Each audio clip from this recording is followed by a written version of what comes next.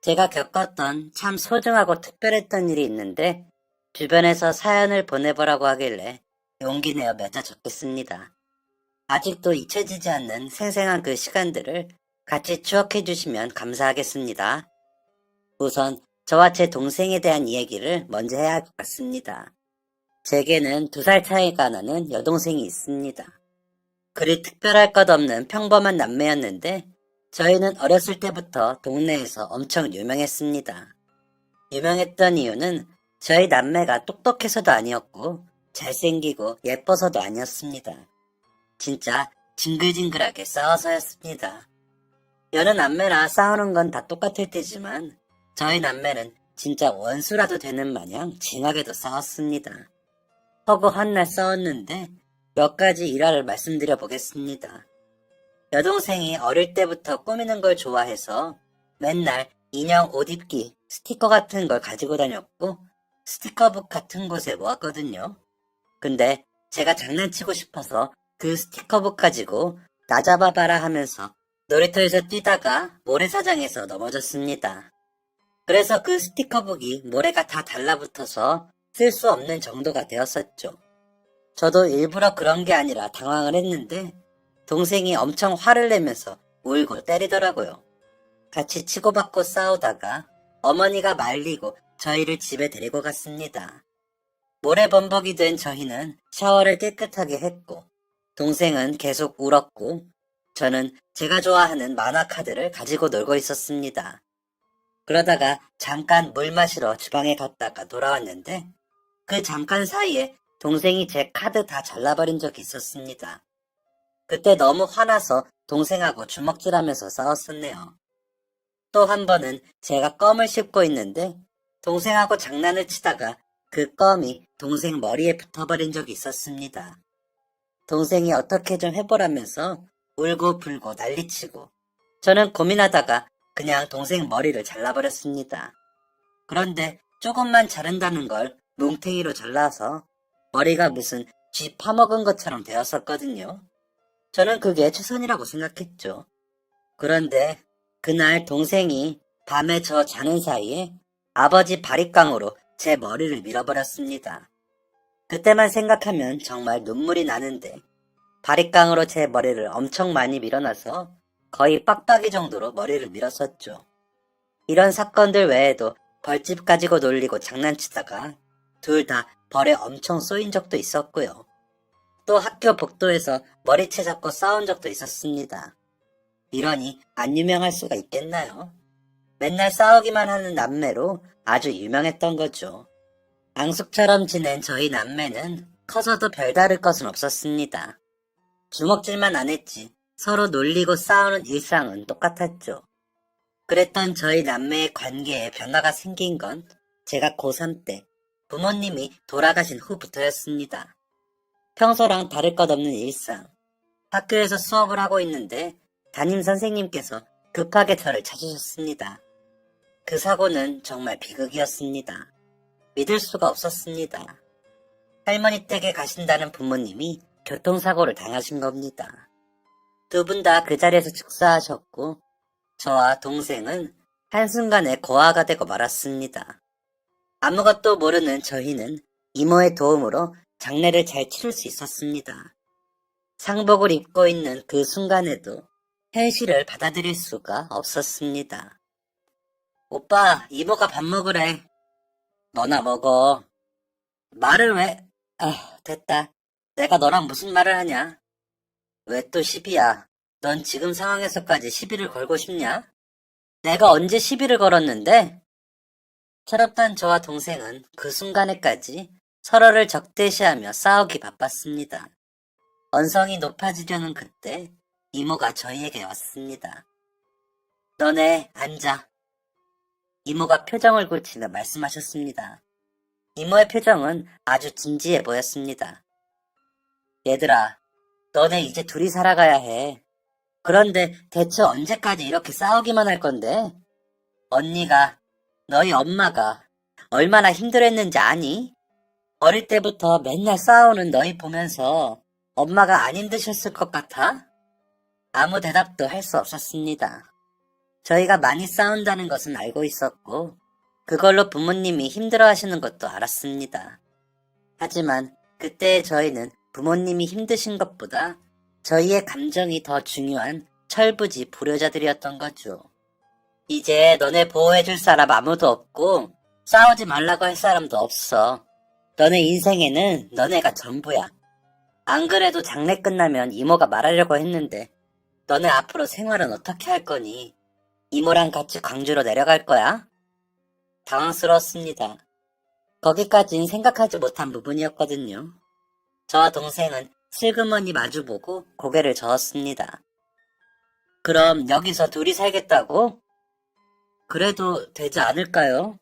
저 지금 고3이라 전학 가기도 좀 그렇고 내년이면 성인인데. 너네 밥할 줄 알아? 세탁기는, 청소랑 설거지, 분리수거는. 저희는 입을 꼭 닫았습니다. 제가 할 수 있는 거라고는 설거지랑 라면 끓이기가 전부였거든요. 이모는 생각을 해봐야 하니까 장례 끝나고 얘기하자고 하셨습니다. 솔직히 많이 막막했습니다.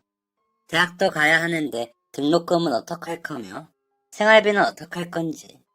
동생은 아직 고등학교 1학년이니까 이모한테 보내서 보살핌 받으며 크는 게 맞는 게 아닌지 머리가 너무 복잡했습니다. 장남으로서 당연히 해야 하는 고민들이었습니다. 장례식 둘째 날 밤에 동생이 저한테 오더라고요. 오빠, 나는 전학 가기 싫어. 그냥 지금 살던 대로 살래. 야, 우리들이 어떻게 살아?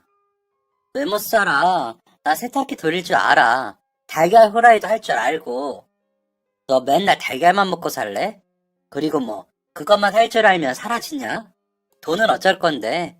전기세, 수도세, 핸드폰 요금, 인터넷 요금, 너 맨날 사는 화장품들, 네 옷, 신발, 그런 건 다 어쩔 건데. 생각을 좀 해라. 생각한 거야. 나도 생각했다고. 나는 가기 싫어. 여기가 우리 동네고 우리 집이잖아. 엄마랑 아빠랑 평생을 여기서 살았는데 오빠는 떠나고 싶어? 생활비 이모한테 좀 부탁드려보자. 내가 알바도 할 테니까, 응? 네가 알바는 무슨. 됐다. 내일 얘기해. 저와 제 동생의 미래를 제가 어떻게 감당해야 할지 아직 정리가 되지 않았는데 장례는 끝이 나버렸습니다. 이모가 다시 저희를 찾아오셨습니다. 계속 짧고 긴 한숨을 내뱉던 이모는 솔직한 상황을 말씀해 주셨습니다. 저희 어머니 고향이 원래 광주셨습니다. 할머니도 광주에 계시고 사고가 난 날도 광주에 가고 계신 중이었죠. 그런데 할머니가 건강이 많이 안 좋으셔서 요양병원에 계신 상황이었습니다. 광주에서 결혼하고 집도 광주에 있던 이모가 왔다 갔다 하며 할머니를 보살피고 계셨죠. 이모는 이모부랑 5살짜리 아기랑 살고 있었는데 저희를 걷어줄 형편이 안 된다고 하셨습니다. 집도 좁을 뿐더러 할머니도 보살펴야 하셨으니까요. 그래서 장례 치르는 내내 슬퍼하는 것을 뒤로 미루고 방법을 찾아보려 애쓰셨답니다. 하지만 저희 아버지는 외동이고 친할머니, 친할아버지도 모두 돌아가셨기 때문에 저희를 보호해줄 수 있는 사람은 이모뿐이셨습니다. 그래서 이모가 어렵게 꺼낸 결론은 이거였습니다. 제가 성인이 될 때까지만 이모가 주말마다 저희 집에 오셔서 살림을 봐주시는 것, 생활비나 저희 학원비는 어머니 아버지의 보험금에서 충당하고 제가 성인이 되면 돌려주는 것이었습니다. 이모가 미안하다며 곤란한 표정으로 말씀을 하시는데 그때 정말 제가 제 인생을 책임져야 한다는 부담감이 느껴지더라고요. 더불어 제 동생까지도 제가 다 책임져야 한다는 걸 정확하게 깨닫게 되었습니다. 저희는 이모한테 그렇게 하자고 했습니다. 이모는 끝까지 미안하다며 눈물을 보이셨습니다. 동생과 둘이 남게 된 집은 너무나도 썰렁했습니다. 오랫동안 비워져 있던 집에는 한기가 돌았고 소름 끼치게 조용했습니다. 오빠, 나 배고파. 그래, 밥 먹자. 그때부터 저희 남매의 홀로서기가 시작되었습니다. 밥도 스스로 지어 먹어야 했고 집에 흔히 있던 김치나 멸치볶음, 진미채 같은 반찬들도 알아서 해먹어야 했습니다. 당연하게 화장실에 구비되어 있던 수건이 없었고 교복 셔츠도 매일같이 빨고 다려야 했습니다. 딱히 하는 것도 없는데 바닥에 쌓인 머리카락들을 치우기 위해 하루에도 몇 번씩 청소기를 돌려야만 했습니다. 아직 우린 어린데 부모님이 떠났다는 아픔조차 아직 치유가 되지 않았는데 가혹한 현실에 내던져진 것 같았습니다. 그래서 저희는 싸우지 않았습니다. 이제 싸우지 말자 이런 약속을 한 적은 없습니다. 다만 우리가 싸우면 더 이상 말려줄 사람도 없고 가서 잃을 사람도 없다는 걸 너무 잘 느끼고 있었던 거죠. 그리고 우리 인생에 가족은 우리 둘뿐이라는 것도요. 부모님이 돌아가신 후 고민이 되는 게 있었습니다. 바로 대학교 진학이었죠. 제가 군대에 다녀오고 대학교까지 졸업하면 그동안 돈도 못 벌 텐데 그럼 동생한테도 부담이 될 것 같았습니다. 그래서 저는 과감하게 대학교 진학을 포기하기로 했습니다. 어릴 때부터 약사가 꿈이었거든요. 하지만 생계를 위해 어쩔 수 없었습니다. 그래서 고3 때부터 알바를 시작했습니다. 이모가 보내주시는 생활비도 있었고 어머니 아버지 사망보험금이 적지 않은 돈이었지만 그래도 불안했습니다. 동생도 고등학교를 졸업해야 하고 혹시 대학에 가게 되면 제가 등록금을 내줘야 할 거고 앞으로 사야 하는 거, 먹을 거 계속 돈이 나갈 테니 공부도 안 하면서 생활비만 쓰기엔 너무 초조했습니다. 그래서 시작하게 된 알바는 친구 부모님네 가게였던 장어집이었습니다. 평일에 학교 끝나고 5시간씩 일을 하고 10시에 끝나서 집에 갔습니다. 일은 힘들지 않았습니다. 다만 가게에 오는 가족 단위의 손님들을 보면 착잡한 기분은 들었습니다. 계속 장어집 일하다가 학교를 졸업했고 졸업하고는 좀 더 돈을 많이 벌 수 있는 직장에 취직하려고 찾아다녔습니다. 그런데 이제 막 고등학교에 졸업한 애를 써주는 직장은 없더라고요. 사무실에 앉아서 에어컨 쐬며 일하는 그런 직장은 꿈도 못 꾸었죠. 그러다가 일하게 된 곳이 족발집이었습니다. 제가 식당에서 일해본 경력은 있었으니까 직원으로 뽑아주더라고요. 오후 2시부터 새벽 1시까지 주 6일을 일을 했습니다. 거기 일하면서 온갖 진상이란 진상은 다 만났습니다. 그만큼 엄청 힘들었죠. 그렇게 별의별 이상한 사람들도 많이 만나고 밖에서 새로운 사람들도 만나다 보니까 동생에 대한 걱정과 잔소리도 늘어나게 되었습니다. 동생이 예쁘장하게 생겨서 인기가 많았거든요. 옛날에는 누가 널 예쁘다고 하냐며 놀리기 바빴는데 부모님도 안 계시고 제가 동생의 보호자 역할이 되다 보니 조금 걱정이 되었습니다. 이상한 놈이 좋아한다면서 나쁜 짓을 하진 않을지, 해코지를 당하지는 않을지 걱정이 되었죠. 유나야, 너 어제 몇 시에 들어왔어? 나? 11시였나? 왜? 뭐 하다가 들어왔는데? 친구랑 공부했는데, 왜? 너무 늦게 들어오는 거 아니야? 10시까지는 들어와. 그리고 교복 치마 너무 짧아. 좀만 늘리지 그래? 뭐야, 왜 갑자기? 이상한 놈들 많잖아. 걱정되니까 그렇지. 낯설다, 오빠. 알겠어. 안 그래도 오늘 세탁소 가려고 했어. 오빠는 오늘도 일하지? 10시까지 들어올게. 밥 차려놓을 테니까 들어와서 먹어라. 나 학교 간다. 동생과 저는 서로를 이해하려 노력했고 타협점을 찾으며 평화로운 관계를 유지했습니다. 의지할 곳 없는 저희 남매가 살아가는 방법이었죠. 저는 족발집에서 1년 정도 일하다가 매니저로 승진을 했습니다. 당연히 월급도 올라갔었죠. 누구의 도움도 없이 제 스스로 뭔가 이뤄냈다는 게 엄청 뿌듯했습니다. 하늘에 계신 부모님한테 보여주고 싶을 정도였습니다. 제가 그때가 21살이었으니까 동생이 고3이 되었습니다. 동생이 어릴 때부터 미술을 했었거든요. 고3 되고는 매일 독서실 아니면 학원에서 새벽까지 있어서 제가 일 끝나고 매일같이 데리러 갔었습니다. 오빠, 일하고 와서 안 힘들어? 그냥 집에 바로 가지. 뭐가 힘드냐? 맨날 하던 건데. 너는 공부하는 거 안 힘들고? 힘들지. 어떻게 공부는 매일 해도 힘드냐? 그래도 조금만 참아. 대학 가서 많이 놀면 되잖아. 나 대학 가도 되겠지? 무슨 소리야? 아니, 등록금이 엄청 비싸다고 하더라고. 물론 내가 공부 잘해서 장학금 받겠지만 그게 또 내 맘대로 되는 것도 아니고. 순간 좀 화가 났습니다. 제가 느끼는 이 무게를 동생은 느끼지 않았으면 했거든요. 김유나, 걱정하지 마. 오빠가 다 알아서 할게. 너는 그냥 너 하고 싶은 거 다 하고 너 잘하는 거 해.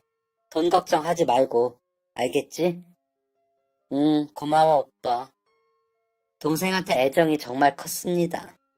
미운정이 든 건지 부모님 돌아가시고 철이 든 건지는 모르겠지만 동생은 고생 안 했으면 좋겠고 그냥 지금처럼 아무것도 모르는 공주님처럼 자랐으면 좋겠다고 생각했습니다.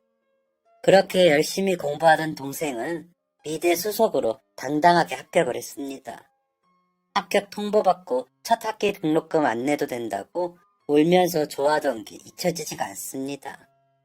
동생은 기숙사에 있는 대학교를 가고 저는 군대로 갔습니다. 동생이 성인이 된 다음에 군대를 가려고 계획을 했던 거라 가긴 했지만 사실 마음이 편하진 않았습니다. 대학교 가면 이상한 놈들이 더 동생한테 들러붙을 텐데 내가 지켜주지도 못해서 어쩌나 걱정했고 아직 자기 주량도 모를 텐데 무작정 들이부으면 어쩌나 또 걱정했습니다.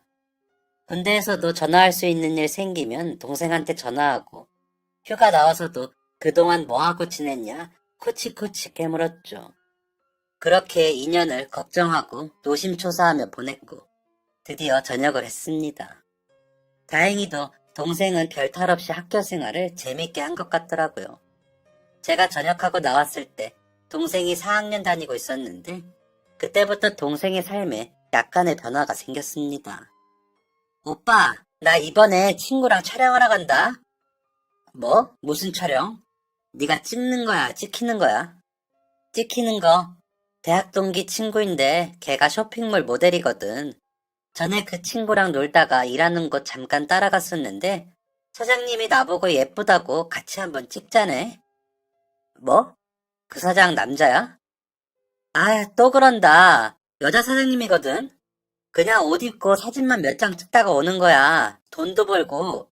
재밌겠지? 동생이 모델 일을 한다고 하더라고요. 그게 엄청 즐거워 보여서 반대하진 않았습니다. 그렇게 동기 친구 따라서 몇 번 촬영을 하던 동생은 다른 쇼핑몰에서도 연락을 받게 되었고 대학교 졸업하고부터는 모델 일을 꾸준히 하게 되었습니다. 모델을 본업으로 삼기에는 부담스럽다면서 평일에는 회사에 다니고 주말에는 촬영을 나갔죠. 평소 꾸미기도 좋아하고 키도 크고 예쁜 동생은 모델이라는 직업과 정말 잘 어울렸습니다. 동생은 쇼핑몰 모델도 하고 광고도 몇 번 찍었습니다. 광고에 메인으로 나오는 건 아니었고 뒤에 지나가는 사람 같은 거 있잖아요. 아주 작게 잠깐 나오는. 그래도 TV에 나오는 동생을 보고 있자니 참 신기하게 됐습니다. 한 1년 정도 직장 다니며 모델 일을 병행하던 동생은 모델 일이 많아지면서 직장을 그만두었습니다. 저는 그때 곱창집 매니저로 일을 하고 있었습니다. 요식업이 적성에 맞아서 이쪽으로 계속 일을 할 생각이었습니다. 동생이 모델 일을 본격적으로 시작했지만 어디 소속되어 있는 게 아니었기에 직접 촬영장까지 가고 대기도 혼자 해야 했고 끼니도 거의 알아서 해결해야 했거든요. 혼자 그러고 다니는 게 안쓰러웠던 저는 제가 시간이 되는 날이면 동생을 촬영장에 데려다주고 데리고 오곤 했습니다. 그런 일상을 반복하던 중 하루는 제가 쉬는 날이라 동생이랑 촬영장에 같이 갔었습니다. 의류 촬영이었는데 혼자 찍는 게 아니라 다른 모델이랑 같이 찍는다고 하더군요. 그 언니 전에 다른 촬영장에서도 같이 찍은 적이 있는데 되게 예쁘다. 그래? 그렇구나. 아, 그 언니 너무 예뻐서 나 이상하게 나오면 어쩌지? 오빠, 나 오늘 얼굴 안 부었어? 맨날 찐빵이지 뭐. 아니 진짜. 동생이랑 촬영장 도착해서 저는 차에서 짐 챙길 거 챙기고 동생은 먼저 내려서 갔습니다. 뒤따라 들어가서 대기하는 곳에 짐 정리해두고 앉아서 핸드폰이나 보고 있었죠. 그러다가 정신 차려보니 동생이 촬영을 시작했고 핸드폰이 슬슬 지겨워진 저는 그 근처 가서 구경이나 하기로 했습니다. 그런데 동생 옆에 있는 같이 촬영하는 모델분이 정말 눈이 부시게 예쁘더라고요. 동생이 예쁘다던 그 언니인 것 같았습니다. 제가 되게 현실적인 사람이라 첫눈에 반하고 운명을 믿고 이런 경우는 절대 없거든요. 그런데 정말 갑자기 시끄러운 주변에 조용해지고 그분만 보이는데 운명의 상대를 만난 것 같은 기분이었습니다. 저는 5시간이 넘게 촬영하는 동안 그분에게서 눈을 뗄 수가 없었습니다. 내가 예쁘다고 했지? 뭐야, 언제 와 있었어? 진작에 와 있었거든요. 오빠 아까부터 언니한테 눈을 못 떼더라. 내가? 무슨, 안 봤거든? 내가 언니 남자친구 있냐고 슬쩍 물어봤거든? 뭐래? 뭐야, 본 적 없다더니. 그래, 봤어. 그래서 뭐래? 없대? 남자친구 없다더라. 정말? 응, 왜? 우리 오빠 어떠냐고 물어봐 줄까? 됐어. 민망하게 무슨. 뭐야, 진짜 반했나 보네. 부끄러워하는 것 봐. 아니라니까. 솔직히 남자친구 없다고 했을 때 너무 좋았습니다. 저렇게 예쁜 사람이 남자친구가 왜 없나 의아했지만 아무렴 기회는 있다는 말이니까요. 그런데 제가 모르는 사람한테 능청스럽게 말 잘 거는 스타일이 아니거든요. 그래서 그날은 그저 바라보기만 하다가 촬영 마치고 인사만 한마디 한 게 전부였습니다. 그날 이후 그분의 모습이 자꾸만 아른거리더라고요. 그때 전화번호라도 물어볼 걸 그랬나 싶었죠. 유나야, 너 촬영 또 안 가? 내일 촬영 있는데 왜? 오빠 일하잖아. 내일? 그렇지, 일하지. 무슨 촬영인데? 저번에 거기? 한 번 더 찍는다고 하지 않았나? 내일은 거기 아니고. 잠깐만. 뭐야? 오빠 지혜 언니 보고 싶어서 그렇구나? 아니, 겸사겸사? 뭐야, 진짜 좋아하나 봐?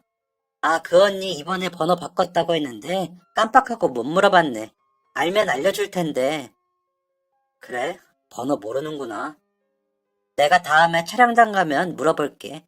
오빠가 첫눈에 반했다니 내가 나서야겠구만. 조금만 기다리셔. 그로부터 한 일주일이 지났습니다. 동생한테 별다른 말이 없길래 까먹은 건가 싶어서 그냥 저도 마음을 비우고 있었습니다. 평소처럼 열심히 일하고 있는데 가게 안이 좀 웅성거리더라고요. 사람들의 시선이 입구 쪽으로 쏠려 있었죠. 뭔 일 났나 싶어 그쪽을 보니까 제 동생이랑 제가 첫눈에 반한 그분이 서 있었습니다. 늘씬하고 예쁜 모델 둘이 들어오니 사람들의 이목을 끈 거죠. 유나야. 안녕하세요. 언니, 전에 봤죠? 우리 오빠. 오빠, 우리 곱창 먹으러 왔어. 아니죠? 그때 너무 두근거려서 심장이 터지는 줄 알았습니다. 그날 동생이 이어준 계기로 저와 그분, 지혜의 사이는 가까워졌습니다. 저보다 1살 어린 지혜는 마음이 아주 따뜻한 사람이었습니다. 지혜도 어릴 때 부모님을 잃은 아픔이 있었습니다. 중학생 때 혼자가 된 지혜는 할머니 손에 자랐다고 했습니다. 게다가 외동이었기에 혼자 놀아야 했다는데 그때부터 옷 입히기 게임을 하고 집에 있는 잡지들도 보면서 관심을 가졌다고 했습니다. 고등학교 졸업하고 백화점 화장품 매장에서 일을 했고 같이 일하던 매니저분의 추천으로 모델 일을 시작했다가 본업으로 하게 되었답니다. 지혜는 외롭게 자랐지만 정도 많고 사랑도 많은 사람이었습니다. 할머니께서 지혜를 많이 아꼈다던데 그래서인지 사랑받은 티가 많이 나는 밝은 사람이었죠. 저는 그런 지혜에게 더 반할 수밖에 없었고 저희들은 서로 좋은 마음을 가지고 만나게 되었습니다. 지혜랑 사귄 지 1년이 조금 지났을 때 저는 가게를 차리게 되었습니다. 그동안 차곡차곡 모아둔 돈으로 제 가게를 열었을 때 그 희열은 이루 말할 수 없이 벅찼습니다. 도시락 가게를 열었는데 역 부근에 있어서 그런지 장사가 꽤 잘 되었습니다. 그때 지혜가 일 없는 날 일 끝나고 저를 정말 많이 도와줬습니다. 사실 제가 가게를 오픈한 이유, 그리고 굳이 도시락 가게를 한 이유는 지혜의 영향이 컸습니다. 그 전까지 일하던 가게들은 다 술을 팔고 새벽까지 일하는 곳들이었는데 그러다 보니까 지혜와 만날 수 있는 시간이 많지 않더라고요. 그리고 결혼까지 생각하고 있었기에 결혼하고 아이가 생기면 그렇게 밤 늦게까지 하는 일은 무리가 있을 거라 생각했습니다. 빨리 지혜랑 결혼해서 가정을 이루고 싶어서 계획보다 조금 더 빠르게 가게를 오픈한 거였죠. 물론 지혜도 저와 같은 생각이었습니다. 모델이라는 직업에 불안감을 가지던 지혜는 모델 일을 줄이고 인테리어 소품을 판매하는 회사에 취직을 했습니다. 결혼 준비를 위해 조금 더 안정적인 수입이 필요하다고 생각했던 것 같습니다. 오빠는 어떤 집에서 살고 싶어? 아파트도 좋지만 주택도 좋은 것 같아. 애들 마음껏 뛰어놀 수 있도록 마당까지 있으면 더 좋겠다. 그럼 서울에서 집 구하기는 무리려나? 난 서울 아니어도 상관없어. 그런데 오빠 가게가 여기 있으니까 아무래도 서울에 구해야겠지. 서울에 살다가 이사를 가야 하나? 이런 행복한 대화들로 매일을 채웠던 것 같습니다. 함께 상상하는 미래가 있으니 돈 모으는 것도 더 재밌었습니다. 그때였습니다. 동생에게 전화가 왔습니다. 여보세요? 오빠, 나 어떡해? 동생의 목소리는 덜덜 떨리고 있었습니다. 무슨 일이 생긴 건지 도무지 감이 오지 않았습니다. 동생의 그 다음 말을 듣고 저는 피가 차게 식는 기분이었습니다. 나 암이래. 너무 충격적이었습니다. 살면서 그렇게까지 울어본 적은 없었던 것 같습니다. 부모님이 돌아가셨을 때 물론 마음이 아프고 많이 울었지만 짊어져야 하는 무게 때문에 마음 편히 울지도 못했습니다. 그런데 제게 하나 남은 가족, 동생이 암이라는 소식을 듣고 저는 그동안 숨겨두었던 슬픔까지 꺼내어 울 수밖에 없었습니다. 왜 동생이 아픈 걸 몰랐을까? 왜 미리 동생을 챙기지 않았을까? 하는 자책에 가슴을 마구 쳤습니다. 속이 답답해서 그렇게라도 안 하면 안 될 것 같았습니다. 동생은 진단을 받은 다음날 입원을 했습니다. 동생의 병명은 유방암이었습니다. 동생의 말로는 흔히들 말하는 유방암 증상 중에 하나인 멍울 같은 건 잘 느끼지 못했고 모양이 예전과 좀 달라 보였다고 하더라고요. 혹시나 제 동생처럼 외형이 달라진 걸 느끼고 계신다면 꼭 병원에 가보시길 바라는 마음에 적어두겠습니다. 동생이 제게 전화했을 땐 엑스레이만 촬영한 상황이었답니다. 의사가 확실하진 않지만 확률이 높다며 MRI 검사를 하자고 했고 동생은 검사를 기다리며 제게 전화를 했던 겁니다. 다음날 입원해서 다시 조직 검사하고 악성 종양이 보인다기에 수술을 하게 되었습니다. 참, 이름부터 마음 아픈 절제술을 해야만 했습니다. 의사 선생님께서 절제술 해야 한다는 말 듣자마자 동생이 정말 많이 울었습니다. 저 모델 일을 하는 사람인데요. 제가 옷도 많이 입어야 하고 저 운동도 정말 많이 했고요. 제가 앞으로도 계속 모델 일을 하고 싶은데요. 어떻게 해야 할까요? 꼭 절제해야겠죠? 그래야 사는 거죠. 그쵸? 그럼 저는 앞으로 모델은 못하겠네요. 제가 좋아하는 이 일을 저는 못하겠네요, 선생님. 어떤 말로 위로를 해줘야 할지 말문이 막혔습니다. 이때 저보다 더 동생을 많이 위로해준 게 지혜였습니다. 같은 여자이다 보니 해줄 수 있는 말이 저보다 많았던 것 같습니다. 공감해주고 이해해줄 수 있는 부분도 분명 저보다 많았을 테고요. 또 같이 일을 하는 사람으로서 해주고 싶은 말들도 있었을 겁니다. 동생도 지혜 덕분에 많이 안정이 되었었습니다. 수술 전 또 여러 가지의 힘든 검사들을 동생은 씩씩하게 해내주었습니다. 어쩌면 포기한 것처럼 보이기도 한 동생을 보며 저는 그냥 동생의 손을 꼭 잡고 검사실 이곳저곳을 함께 해줄 뿐이었습니다. 수술 전 이틀 동안은 지혜가 동생과 함께 해주었습니다. 그 불편한 보호자 침대에서 잠을 자며 동생을 위로해주고 동생을 웃겨주고 안아주었다고 했습니다. 그 따뜻한 마음에 감사하면서도 미안한 생각이 들었습니다. 나를 안 만났다면 이런 고생은 안 해도 되지 않았을까 하는 바보 같은 생각도 잠시 했었고요. 동시에 이 여자는 절대 놓치면 안 되겠다는 생각도 했습니다. 수술날 이른 아침, 저는 가게에 휴가를 내고 동생에게 갔습니다. 동생은 퉁퉁 부어있는 눈과 다른 씩씩한 목소리로 다녀올게 라고 했습니다.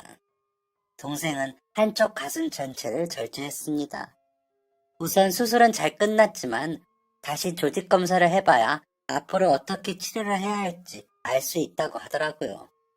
한 곱이 넘겼다는 것만으로도 저는 한시름 놓았습니다. 마취에서 깨어난 동생이 가장 먼저 한 것은 수술 부위를 만져보는 일이었습니다. 아무 일도 아니라는 듯 씩씩하게 들어갔던 동생이었지만 막상 현실을 마주하니 참을 수 없었는지 울음을 터뜨렸습니다. 오빠가 되어서 아무것도 해줄 수 없다는 사실에 너무 속상해서 같이 울었습니다. 동생은 수술 후 일주일이 지나서야 퇴원을 할 수 있었습니다.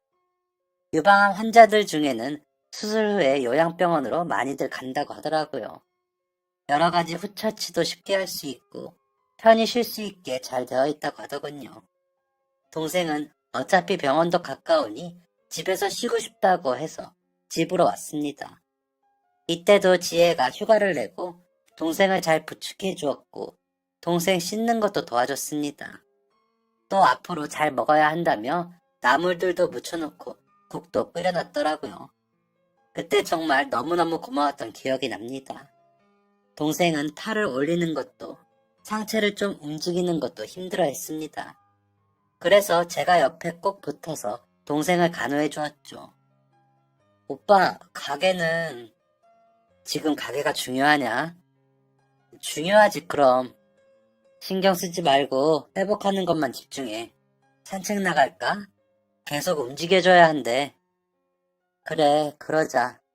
동생은 조금씩 기운을 차리려 애를 썼습니다.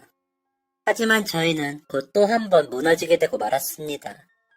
동생이 수술하고 반년 정도가 지났는데 폐에 전이가 되었다고 하더라고요. 분명 수술 후 조직 검사는 나쁘지 않았다고 했는데 이게 무슨 경우인가 싶었습니다. 나이가 젊어서 암세포도 젊고 활발한 거라며 빨리 퍼지는 케이스라고 하더군요. 그래서 어떻게 해야 하냐고 또 수술하면 되냐고 했더니 수술이 불가하답니다. 항암을 해야 된다고 하더라고요. 항암에 대해 잘 모르지만 그게 분명 힘든 시간들이라는 건 너무 잘 알고 있었습니다. 그건 동생도 마찬가지였고요. 하지만 동생은 예전처럼 울지 않았습니다. 오히려 씩씩하게 선생님께 어떻게 진행하면 되는지 묻더라고요. 설명을 다 듣고 나오는데 제가 나라 잃은 절망적인 표정을 하고 있으니까 동생이 제 어깨를 툭 치며 말했습니다. 오빠, 내가 가슴도 떼어낸 사람인데 항암이 무섭겠어? 나는 지금 내가 살아있다는 것만으로도 만족해. 잘 이겨내보자. 나 잘 이겨낼게. 오빠도 이겨내, 알겠지? 동생은 제가 생각하는 것보다 훨씬 강한 아이였습니다. 마냥 철없고 약한 동생인 줄 알았는데 큰 아픔을 겪은 후 저보다 더 내면이 단단한 사람이 되어 있었습니다. 동생은 항암도 힘든 내색 한 번 없이 열심히 이겨냈습니다. 그리고 이렇게 동생이 아프면서 잠정적으로 미뤄지고 있던 게 있었죠. 바로 지혜와 저의 결혼이었습니다. 지혜는 제 바로 옆, 동생의 바로 옆에서 저희의 모든 과정을 지켜보고 함께 해주었습니다. 제가 동생이랑 병원에 못 가는 날이면 지혜가 휴가를 내서 함께 해주었고 거의 매일을 일을 마치면 저희 집에 와서 동생 반찬을 해주거나 동생이랑 잠깐이라도 시간을 보내주었습니다. 동생이 아픈 모습을 가까이에서 보면서 저도 지혜도 섣부르게 결혼을 하자는 얘기를 꺼낼 수가 없었습니다. 당장이라도 결혼할 기세로 가게도 오픈하고 지혜는 직장도 구하게 되었지만 저희의 계획은 계속 미룰 수밖에 없었습니다. 그런데 어느 날 지혜랑 저랑 동생이랑 셋이 주말에 오랜만에 외식을 하던 날이었습니다. 동생이 밥을 먹다가 그러더군요. 그런데 오빠랑 언니 왜 소식이 없어? 응? 무슨 소식? 결혼 말이야. 왜 얘기가 없냐고. 설마 둘이 싸웠어? 우리가 언제 싸우는 거 봤냐? 하긴. 그런데 왜 조용하냐고. 얼른 날짜 잡고 식 올려야지. 저와 지혜는 서로 눈치만 봤습니다. 동생 때문에 결혼을 미루고 있다는 걸 알게 되면 동생이 큰 상처를 받지 않을까 걱정이 되어서 그동안 말을 안 했었거든요. 지혜가 천천히 설명을 해주었습니다. 그게 우리 결혼 미루기로 했어. 미뤄? 왜? 돈 더 많이 모아서 좋은 집 가고 싶기도 하고 또 내가 직장일 더 하고 싶기도 하고 그리고 거짓말. 어? 나 때문이잖아. 무슨 소리야. 아니야, 유나야. 나 때문에 결혼 미루는 거 알아. 알면서 물어본 거야. 두 사람 그냥 결혼해. 유나야, 그래도 네가 이렇게 아프고 고생하고 있는데 우리가 어떻게 결혼을 해? 왜 못해? 내가 애야? 나 혼자 충분히 이겨낼 수 있어. 그러니까 내 걱정하지 말고 결혼해. 두 사람 결혼하는 거 꼭 볼 거야. 그러니까 꼭 해. 동생은 그 이후로 한동안 고집 아닌 고집을 부렸습니다. 직접 플래너를 찾아주겠다는 둥, 직장은 여기가 예쁘다는 둥, 저희 결혼을 적극적으로 추진했죠. 그때 동생이 왜 그렇게까지 했을까 생각을 해보았는데 아마 동생은 불안했던 것 같습니다. 그때 의사 선생님이 상태가 호전되지 않고 있다고 하셨거든요. 생각보다 많이 안 좋다고요. 그래서 동생은 자신의 끝이 보이는 것 같은 두려움을 느꼈던 것 같습니다. 그리고 그 끝이 오기 전에 저희가 결혼하는 모습을 눈에 담고 싶었던 거겠죠. 동생의 적극적인 개입으로 저희는 결혼 준비를 진행하게 되었습니다. 준비하면서도 정말 이래도 되는 걸까? 많이 고민이 되었지만 지혜가 이렇게 말하더군요. 이왕 이렇게 된 거 얼른 식 올리고 살림 합치자. 물론 유나도 같이 지내면서 돌봐주는 게 더 좋을 것 같아. 집 알아보고 이사할 필요 없이 내가 오빠랑 유나 집에 들어갈게.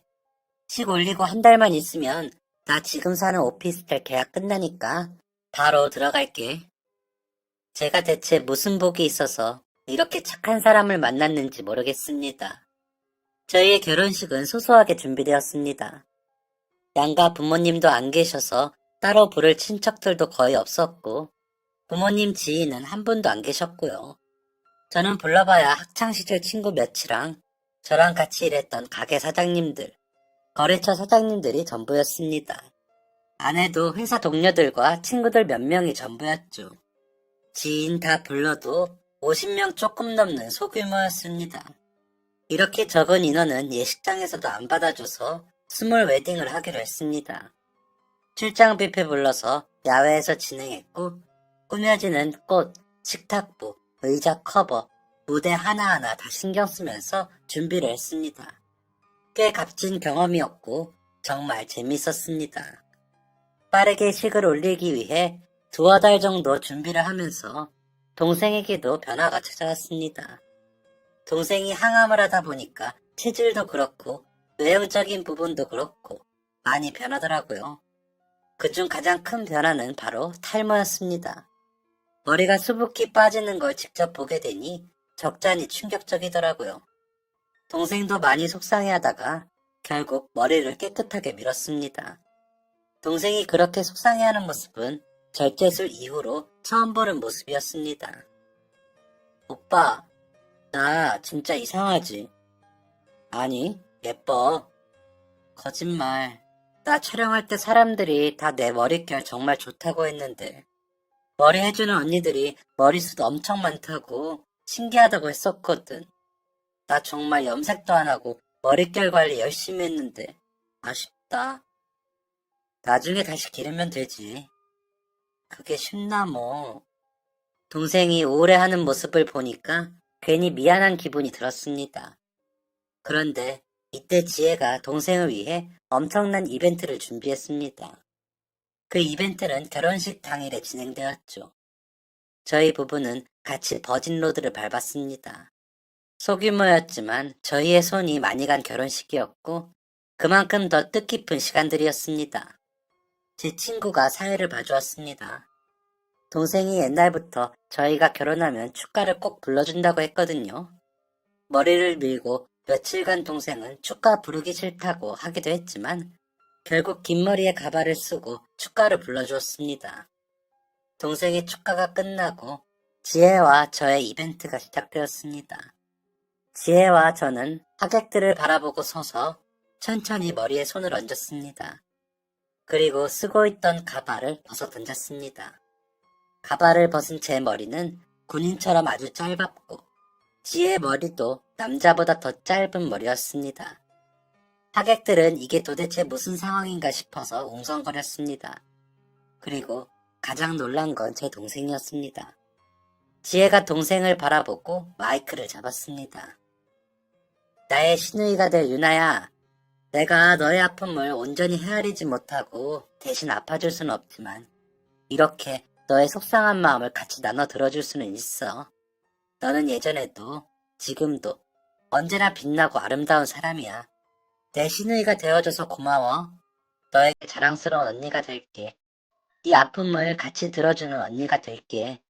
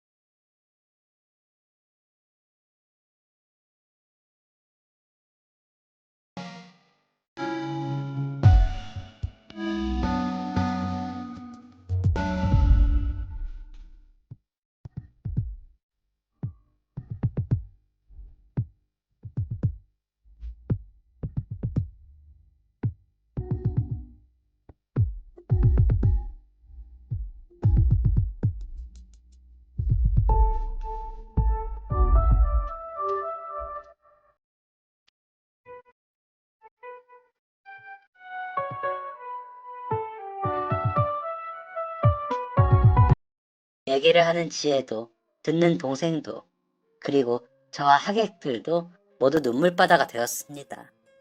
네, 그랬습니다. 지혜와 제가 준비한 이벤트는 바로 동생처럼 머리를 미는 것이었습니다. 지혜가 먼저 제안하더라고요. 저야 가게에서 일만 하는 사람이고 머리 같은 거 동생 위해서라면 얼마든지 자를 수 있다지만 지혜는 아니잖아요. 모델 일도 들어오고 있고 직장도 다녀야 하고 예쁘게 꾸미는 걸 좋아하는 사람이기도 하고요. 그런데 지혜도 저랑 같은 마음이었습니다. 유나를 위해서라면 머리카락쯤은 다 잘라내도 상관없다더군요. 그래서 동생한테는 비밀로 하고 둘이 같이 미용실 가서 머리 밀고 왔습니다. 결혼식 날 짜잔하고 공개를 했고요. 덕분에 웃음이 가득해야 할 결혼식은 눈물바다가 되었지만 그건 또 그런대로 행복하고 특별했습니다. 그 특별한 결혼식을 한 지 벌써 3년이 넘었네요. 저와 지혜는 여전히 다툼 한 번 없이 너무 잘 지내고 있습니다. 지혜는 결혼 후 직장을 계속 다니다가 제 가게가 바빠지면서 직장을 그만두고 저랑 같이 가게 운영에 힘을 써줬습니다. 그리고 지금은 임신 6개월 차의 임산부이고요. 지혜를 닮아 아주 예쁜 딸을 2월에 만나볼 수 있습니다. 그리고 제 동생 유나는 힘들었던 항암 치료를 다 끝내고 지금은 호르몬 약만 먹는 중입니다. 며칠 전 검사에서 선생님이 사진상으로는 종양이 보이지 않는다고 하시는 걸 보니 이제 완치되었다는 말만 들으면 될 것 같네요. 동생은 절제 수술 후부터 좋아하던 모델 일은 못하게 되었습니다. 계속 치료를 받아야 했고 동생 스스로도 자신감이 많이 떨어졌었으니 그럴 수밖에 없었겠죠. 대신 동생은 지금 새로운 일을 하고 있습니다. 그렇게 쉬라고 해도 쉬면 답답해서 싫다고 여기 돌아다니고 저기 돌아다니더니 한 1년 전부터 사업을 해보겠다고 하더라고요. 미술을 오래 해서 그런지 꾸미는 데에도 소질이 있고 모델을 하면서 봐왔던 게 많아서 그런지 지금 커튼, 식탁보 같은 제품들 판매를 하고 있는데 꾸준히 성장하고 있습니다.